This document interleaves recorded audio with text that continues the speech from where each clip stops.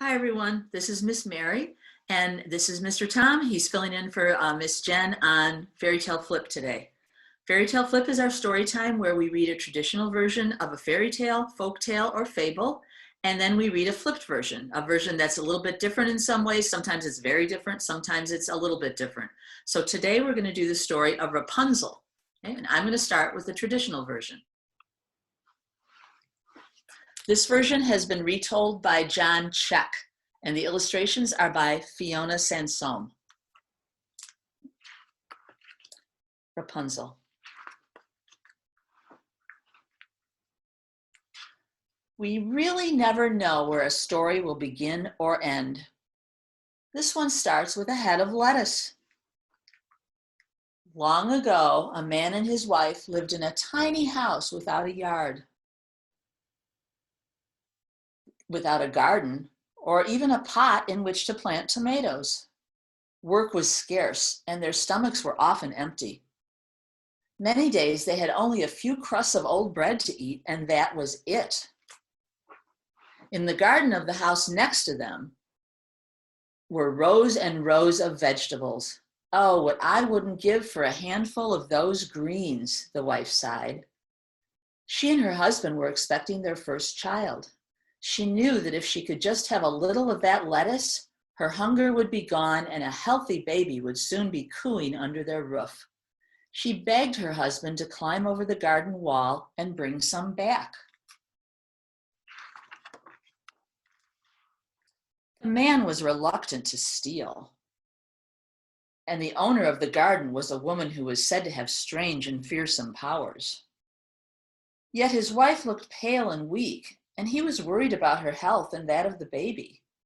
So late one night, he climbed over the wall, and in a few movements, he scrambled back with a head of fresh lettuce for his sickly wife. She ate every leaf of it. The next day, the man's wife wanted another taste of their neighbor's lettuce. She begged her husband to go again, which he did. The next night, she demanded it again. When the man landed on the other side of the wall, their neighbor was waiting. Aha, she said. I found the thief who's been stealing my lettuce. I only wanted some for my wife, the man explained. She is very hungry and is about to have a baby.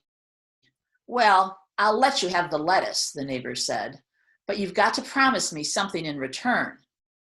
Anything, the man said, anything. It's wise to be careful of promises like this because they may be more than we can keep. It's a little bit dark. Can you see the neighbor and the man? Your wife may have as much lettuce as she would like, said the old woman. But if I give you the lettuce, you must give your baby to me in return. The man was shocked. I couldn't do that, he cried. Would you rather go to jail for stealing? The neighbor asked. How would your wife care for your little baby without you? So the man agreed. The neighbor would have the couple's firstborn child. The old woman was a mighty witch, and the man was afraid that it would be very dangerous to argue with her. His wife was upset and refused to part with her child. Even though it broke his heart, the man could see no other way. When the woman gave birth to a beautiful little girl, the first person to appear at their door was the witch from next door. Remember your promise? She asked. The man and his wife wept, but their tears did not soften the cruel witch. She took the baby with her deep into the woods, where no one would ever find her.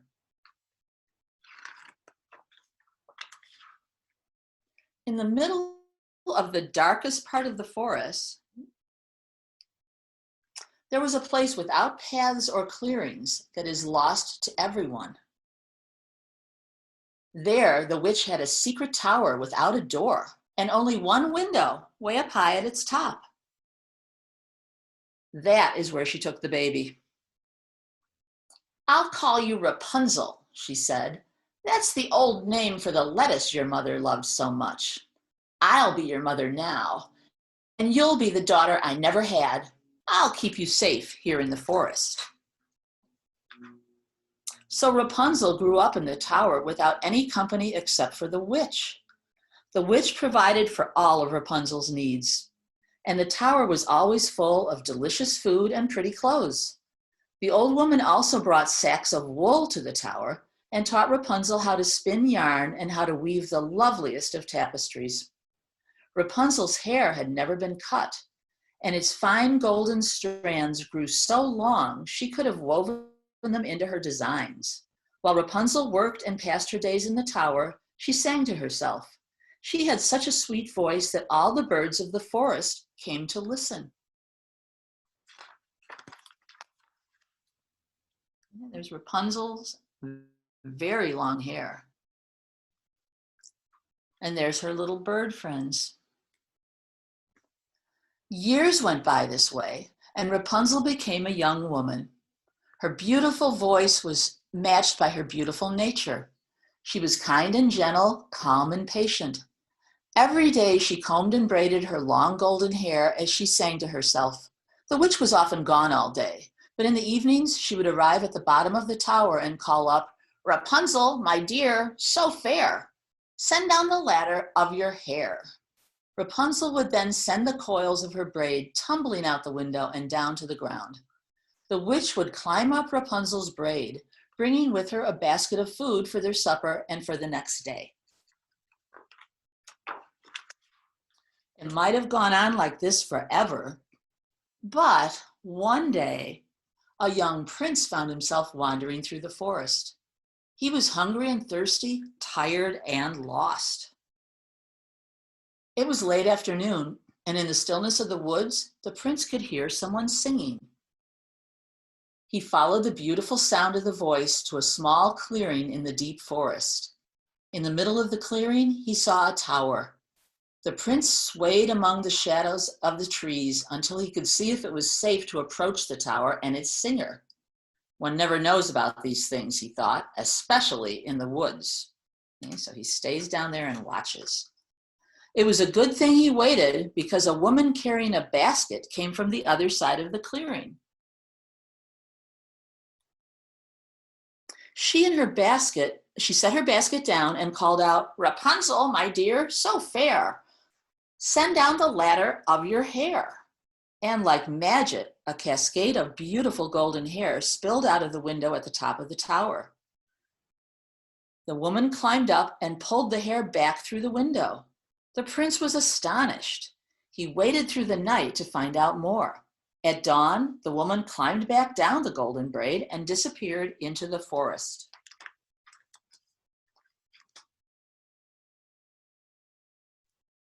By this time, the prince was so hungry that he was willing to take his chances with whomever lived in the tower, and he called up, "Rapunzel, my dear, so fair, send down the ladder of your hair." The hair spilled down the wall, and the prince climbed up and through the window at the top of the tower. When the two young people saw each other, they fell instantly and completely in love. Rapunzel sang to the prince, shared the food from her basket, and listened to stories of his kingdom and the wide world beyond that.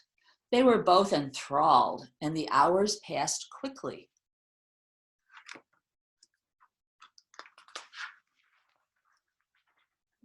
The prince descended from the tower before the witch appeared, and he waited below in the forest until she had left in the morning.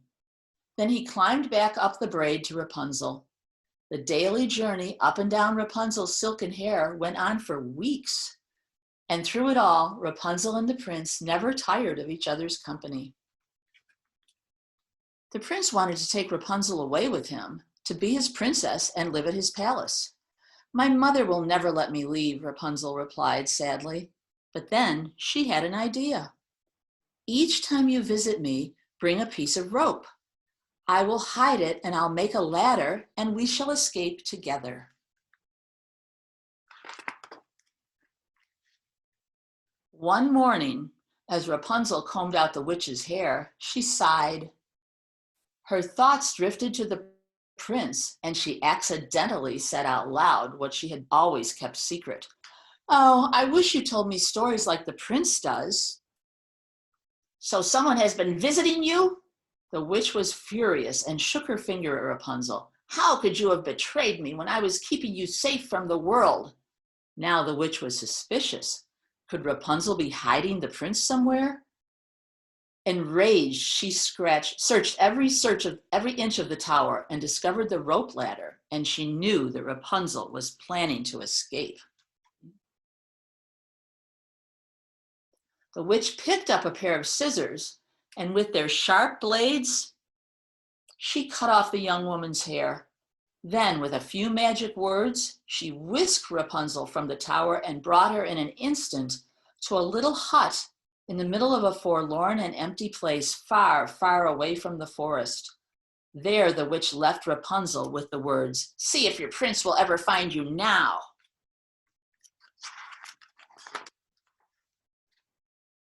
The witch returned to the tower. When the prince called for Rapunzel to let down her hair, the witch answered with the braid of Rapunzel's hair that she had kept. When he climbed into the tower, the prince was shocked to see that it was the witch and not Rapunzel who was waiting for him. He backed away from the old woman and stumbled out of the tower window. He fell headlong into a patch of thorn bushes beneath the tower. They broke his fall, but he was blinded by their barbs. He was blinded by their sharp thorns.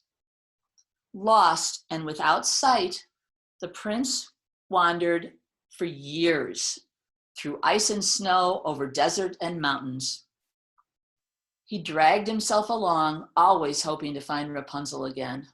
One day, he fell into a deep sleep on the hard ground of a lonely valley. He awoke to the sound of singing, and the beautiful voice he heard reminded him of Rapunzel. Could it be she, he wondered, or am I still dreaming? He found the words and the hope to call out, "Rapunzel, my dear, so fair, send down the ladder of your hair." The singing stopped. Someone was weeping with joy over him, her tears falling on his blinded eyes. Like the wind whisks away clouds, the blindness suddenly vanished. The prince could see again, and he saw that the healing tears came from Rapunzel. "I thought you must be dead," Rapunzel said. "I thought I was, until this morning when I heard your song," the prince replied. The pair shared a warm embrace and reveled in their good fortune. Soon they left the desolate valley together to return to the prince's land. When Rapunzel and the prince returned to the kingdom, they were surprised to learn of the rumors the witch was spreading. She boasted far and wide about how she had dealt with an unruly daughter and a meddling prince. It wasn't long before Rapunzel's real mother and father heard the witch's tale too. They told everyone what had really happened to their daughter. News of Rapunzel's parents soon reached her and the prince, who invited them for a visit at the palace. The moment she saw them, Rapunzel knew in her heart that they were indeed her real parents. When Rapunzel and the prince were married, Rapunzel's parents came to the wedding, and they stayed on after the last bite of cake was eaten to live with the happy couple. And the witch, she packed up her garden and her tower and disappeared. She didn't hear the bells ringing out to celebrate the marriage of Rapunzel and the prince. After so many hardships, the two lived a long and happy life together, full of song, sweet children, and salads. Okay. That is the traditional story of Rapunzel. And now we're going to get a different version from Mr. Tom. All right, thank you, Miss Mary. That was great. Now, my version is much sillier, and it also rhymes, and it also might have a few words that are not familiar.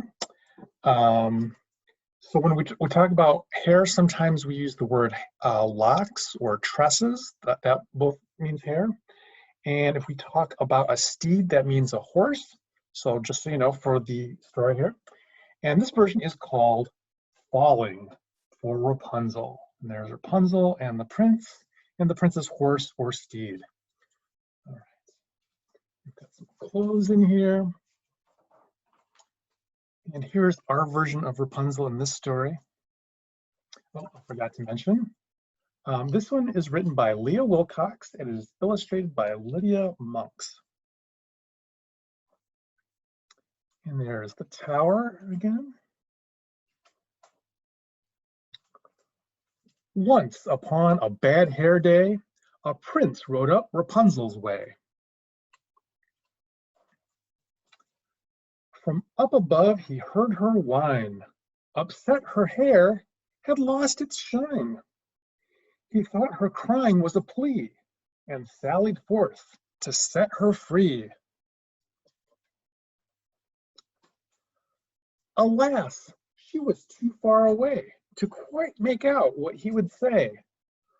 Rapunzel, Rapunzel, throw down your hair. She thought he said, your underwear. No, Rapunzel, your curly locks. Listening. Rapunzel threw down dirty socks. Please, love, just your silky tresses. She thought he asked for silky dresses. In lace and frills up to his head, the prince's cheeks were blushing red. Rapunzel, do you have a rope? Rapunzel dropped a cantaloupe. Right on his head. It burst in pieces on his head. Oh, bad catch, Rapunzel said. Perhaps, he sighed, this is a test. And bound by love, he did not rest. Okay, Rapunzel, how about twine? There's a ball of twine right there.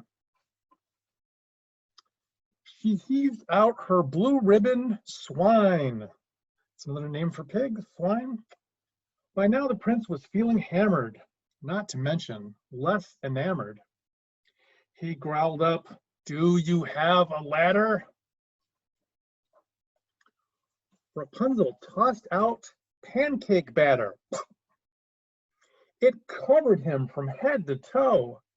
She yelled, it's better cooked, you know.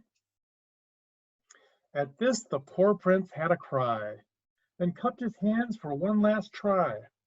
Rapunzel, Rapunzel, let down your braid. She gonna let down her braid? Confused, Rapunzel pushed out her maid.